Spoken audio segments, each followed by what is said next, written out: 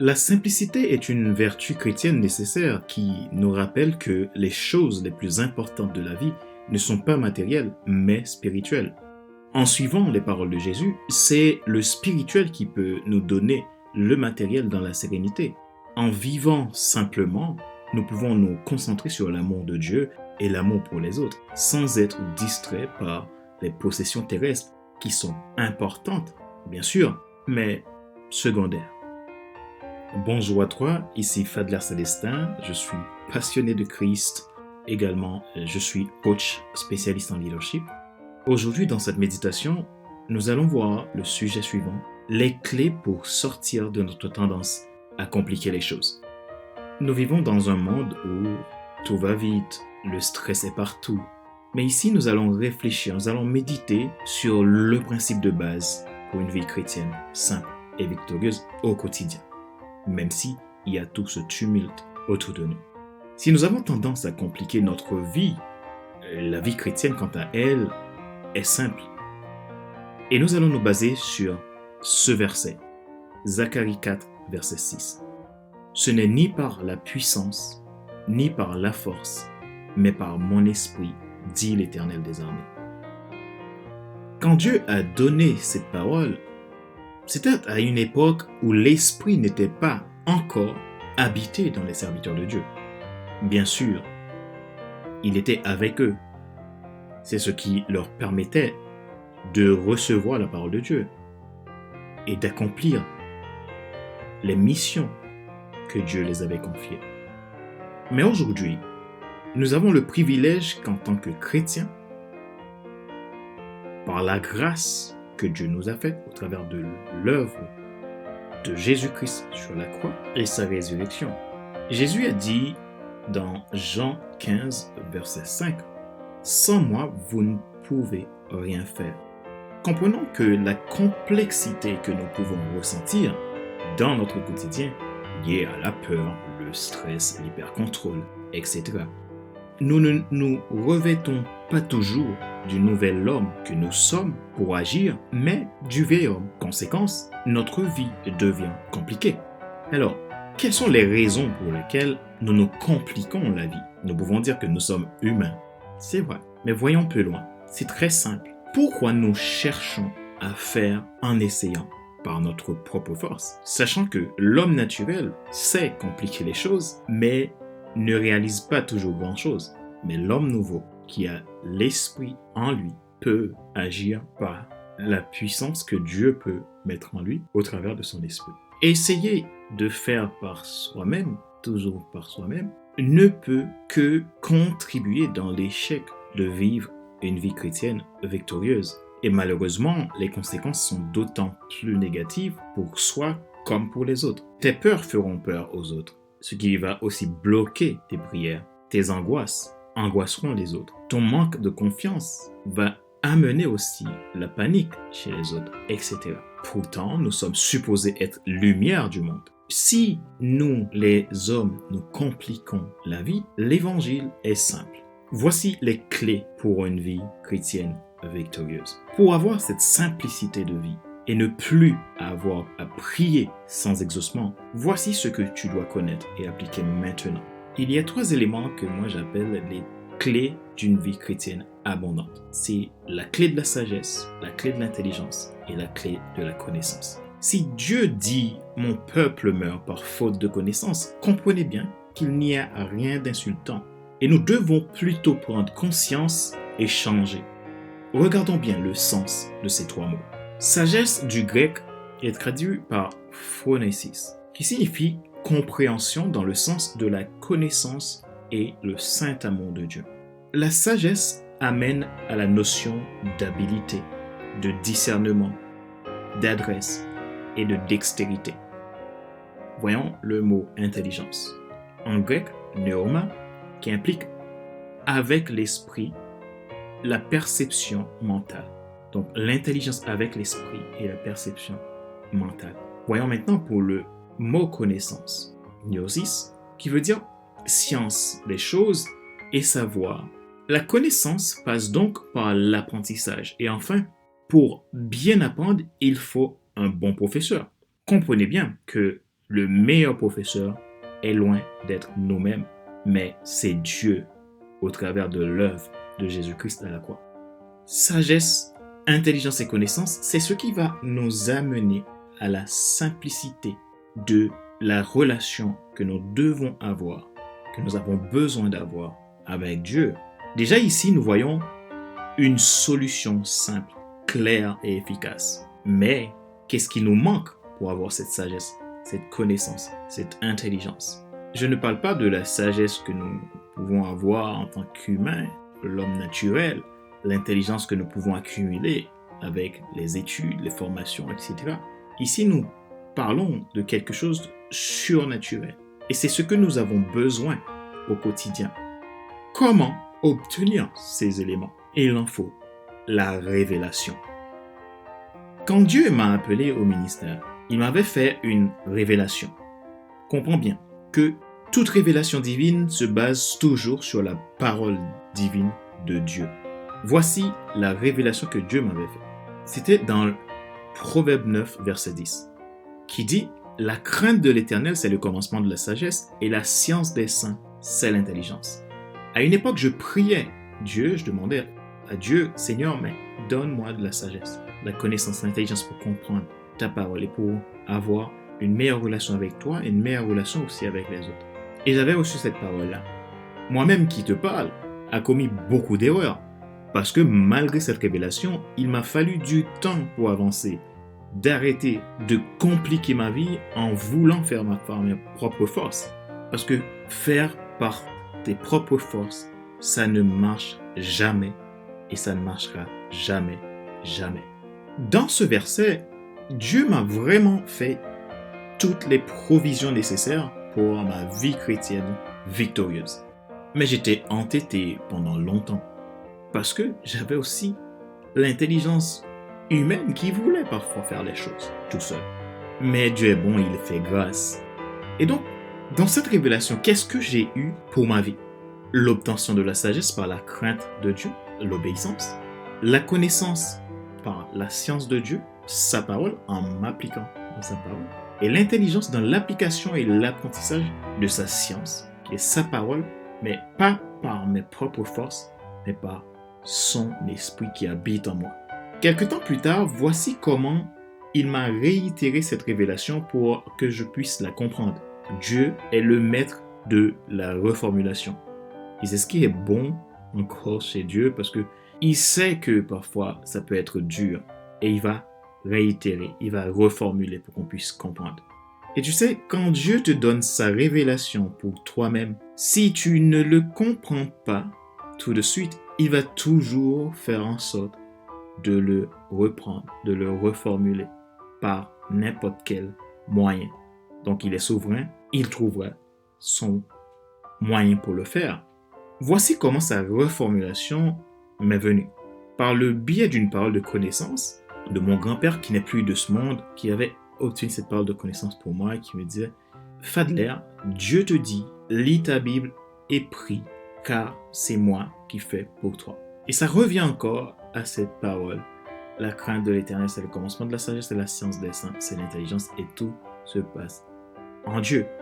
Qu'est-ce que tu comprends de cette parole? En fait, il me répète la même chose. Je dois m'imprégner de sa sagesse, de son intelligence, de sa connaissance, en aimant sa parole et en apprenant ses mystères, en le priant par le Saint-Esprit. C'est la seule chose que j'ai à faire et lui, il s'occupe de tout le reste. C'est une parole très simple.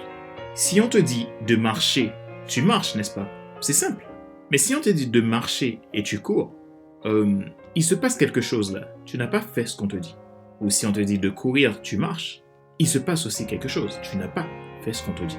Et c'est là que, dans notre vie chrétienne, nous pouvons être des gens qui vont à l'église, qui sont réguliers dans nos prières, dans notre temps avec Dieu. On cherche Dieu de tout notre cœur, on prie, on jeûne, et que rien ne se passe. Parce que la révélation n'est pas là. Et quand je parle de révélation, je ne parle pas de la révélation qu'on donne au pasteur ou au frère qui est à côté de toi, mais ta révélation. Quelle est ta révélation? Pour ne plus compliquer ta vie chrétienne et devenir un enfant de Dieu qui mène une vie victorieuse, il en faut cette révélation. Et pour avoir cette révélation, nous avons besoin de cette simplicité des enseignements de la Bible. Maintenant, pourquoi sommes-nous si complexés et que notre vie chrétienne est si douloureuse?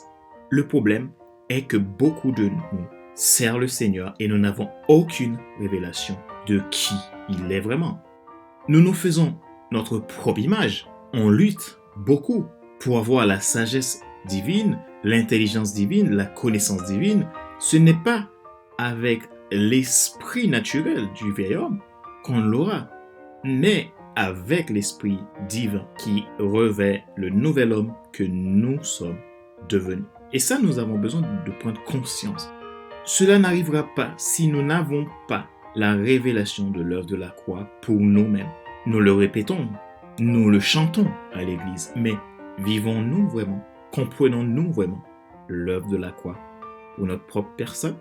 Il est important de comprendre par la révélation du Saint-Esprit ce que l'œuvre de la croix est dans ta propre vie, dans ma vie à moi, dans ta vie à toi, pas dans la vie des autres. Et ensuite, par la foi, saisir sa promesse de vie abondante qu'il te fait, qu'il t'offre, qu'il te donne à jamais et gratuitement, même si lui, il a payé le prix. Sais-tu que tu es la personne la plus importante au monde pour Dieu? Et c'est pour ça qu'il te rend unique et veut uniquement te bénir et te revêtir de sa promesse spécialement conçue uniquement pour toi, afin que tu accomplisses sa mission en toi dans la vision unique qu'il te confie. Personne n'aime voir que tout le monde porte le même vêtement que lui. Pourquoi Dieu fera-t-il ça à toi? Jésus-Christ a déjà tout accompli pour toi. Arrête de faire par tes propres forces. Tu as juste à prendre par la foi ce qu'il te promet. La foi n'a rien à voir avec les prières et les jeûnes de 40 jours que tu fais chaque année. Bien sûr, il faut prier. Mais si tu pries tes peurs au lieu de prier la parole de Dieu, Dieu lui-même, toutes les prières, tous les jeûnes ne vaudront rien.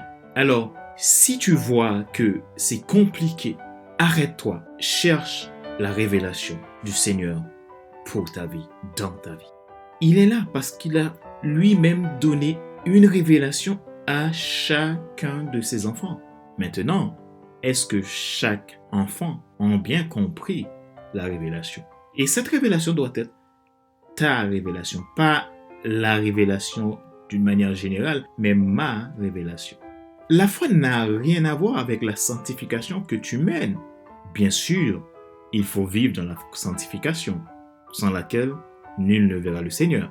Mais la foi est une action d'obéir à Dieu en mettant de côté ton esprit cartésien et t'abandonner au pied de la croix et laisser Dieu prendre le contrôle des circonstances. Si tu ne peux pas changer les circonstances, tu peux changer de perspective. Et donc, notre perspective est la perspective de mettre Jésus au centre, de mettre le Saint-Esprit au centre pour qu'il nous guide au lieu d'essayer de l'aider un petit peu. C'est la parole de Dieu qui donne la foi. Donc, arrête de faire par toi-même. Avant de prier, cherche à développer ta foi. Encore une fois, il faut prier. La pratique de la simplicité dans notre vie chrétienne demeure dans ce simple parole de Zacharie 4, verset 6. Ce n'est ni par la puissance, ni par la force, mais par mon esprit, dit l'Éternel des armées. L'Esprit de Dieu habite en toi. Donc, utilise l'Esprit de Dieu. Arrête de te torturer. Demande au Saint-Esprit de te parler. C'est lui le conseiller, c'est lui le professeur, c'est lui le guide. Demande-lui.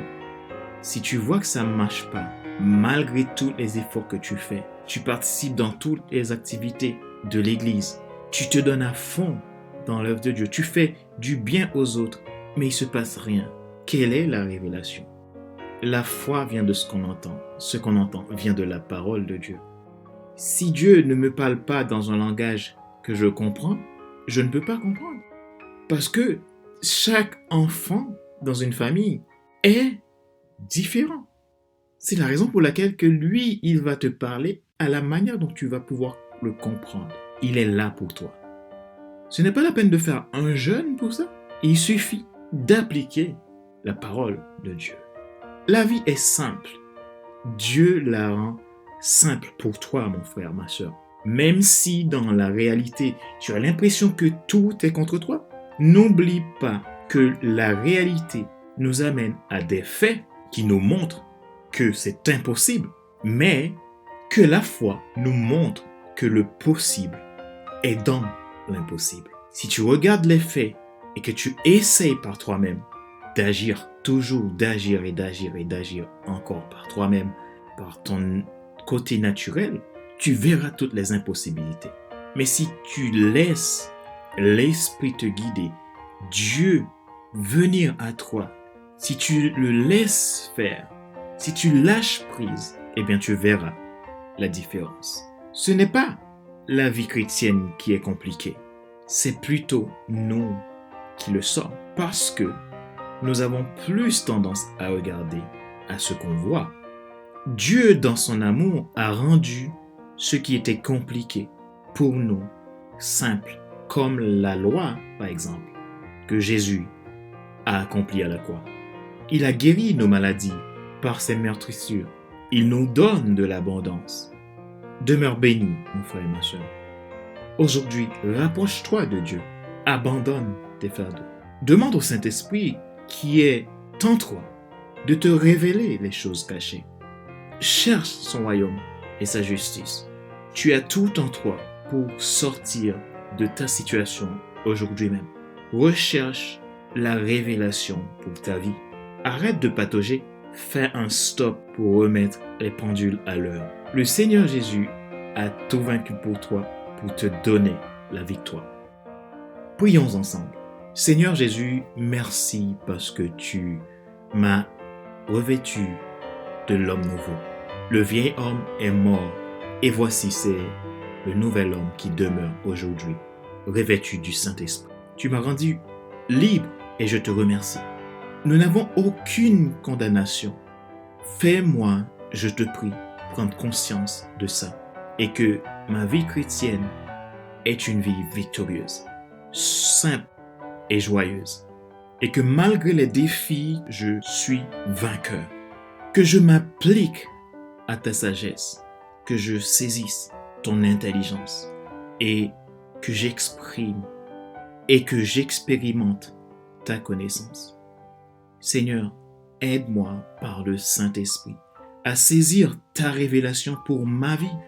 Aide-moi à le comprendre. Montre-moi ta mission unique que tu me donnes et qui m'identifie en tant qu'enfant de Dieu qui œuvre dans ce monde.